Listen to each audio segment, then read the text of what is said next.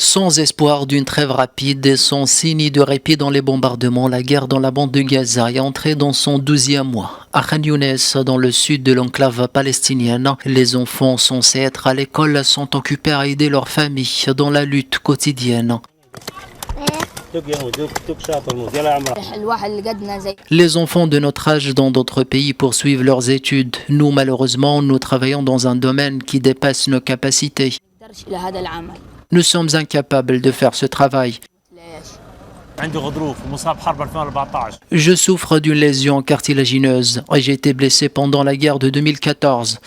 Donc, je ne peux pas travailler seul.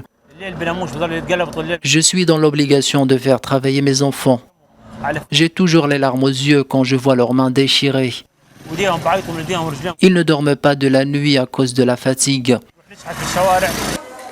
À cause de la guerre, plus de 625 000 enfants en âge d'être scolarisés sont privés d'école. Selon l'UNICEF, 86% des établissements scolaires ont été détruits ou transformés en centres d'accueil pour les déplacés. L'avenir des enfants est perdu. Il n'y a plus d'éducation. Tout ce qu'ils ont étudié l'année dernière est parti en fumée. S'ils retournent à l'école, ils devront tout recommencer dès le début.